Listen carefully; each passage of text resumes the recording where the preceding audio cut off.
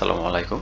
তো এখন আমাদের এই অর্ডার ক্রিয়েশন এবং ডেলিভারি পার্টটা যদি অ্যাপের মাধ্যমে থাকে এমপ্লয়ীদের কাছে, তো সফটওয়্যারে কিভাবে সেলসটা ক্লোজ করা হবে এবং এইটার ভিতরে কি ফিচারগুলো থাকতেছে, তো এটা আমি এখন একটু ওভারভিউ দেওয়ার চেষ্টা করব। আমরা কিন্তু ম্যানুয়াল আউটওয়ার্ডটা যেটা এই ডব্লিউএমএস থেকে করি, যে আউটওয়ার্ড ফর ডিএসআর, তো এরকম না করার সত্ত্বেও অর্ডার থেকে আমি যে মেক সামারির মাধ্যমে মালটা ডিএসআর কে বুঝিয়ে দিছি, এটা কিন্তু ডিএসআর রিকনসিলেশনে চলে আসছিল এবং শুধুমাত্র মালটা দেওয়ার পরে আউটওয়ার্ড ভ্যালুটা এখানে প্লেসড ছিল।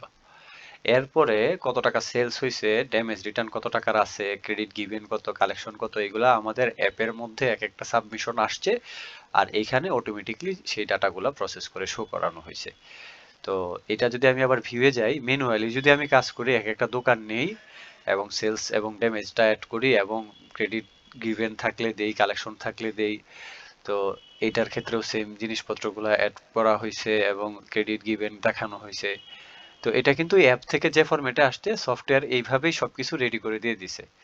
তো ফাইনালি আমাদের এখানে ক্যাশ অন হ্যান্ড তার কাছে আছে কত, বিকালে যখন সে আসবে, তো আপনি এখানে দেখতে পারবেন। আরেকটা বিষয় যে ধরেন এই এই যে হেডিং গুলা, এটার মধ্যে দেখে মনে হলো যে ড্যামেজ কোনটা আইছে একটু দেখি, তখন হয়তো আপনি ভিতরে গেলেন, গিয়ে এখানে ক্লিক করলেন, অ্যাভেলেবল প্রোডাক্ট কিন্তু 0 এখানে দেখাচ্ছে, মানে এই তার সকল মাল কিন্তু সে ইয়া করে দিছে, সেলস দেখায় দিছে। যদি তার হাতে কিছু মাল থাকতো যেটা সে বাউন্স বা এডিট করে কোয়ান্টিটি কম ডেলিভারি করছে, এই অ্যাভেলেবল প্রোডাক্টে ক্লিক করলে চলে আসতো সেই জিনিসটা।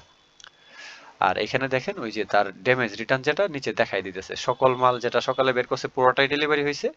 যদি ডেলিভারির পেন্ডিং থাকতো তখন এটা এখানে দেখাইতো, অ্যাপেও সে দেখতে পারবে, আপনি সফটওয়্যার এখান থেকে দেখে কনফার্ম করে দিবেন সেলসটা।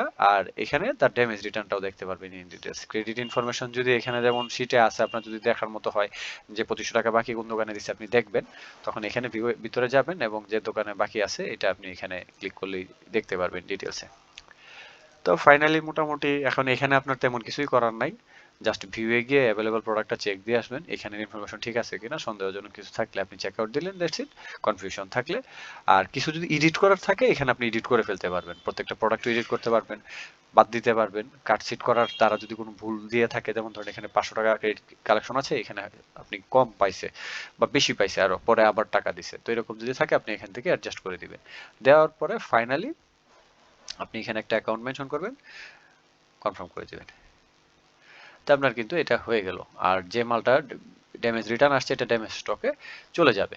তো ব্যাপারটা কিরকম যে আপনার অর্ডার ক্রিয়েশন থেকে আপনার ডেলিভারি সকল কিছু কিন্তু মোটামুটি একটা অটোমেশনের মধ্যে চলতেছে, এই ফিচার এবং সফটওয়্যার গুলা ম্যানেজ করার কারণে। তো এখন পরবর্তী যে ব্যাপারগুলো আছে, এগুলা দুই ক্ষেত্রেই সিমিলার, ম্যানুয়ালি কাজ করলেও এবং অটোমেশনের ক্ষেত্রে রাখলেও। তো এইগুলোর জন্য আমাদের সেপারেটেড ভিডিও থাকবে, যেটা আমাদের ম্যানুয়াল প্লে লিস্টে থাকবে। তো অটোমেশনের জন্য আপাতত এইটুকুই সীমিত থাকতেছে।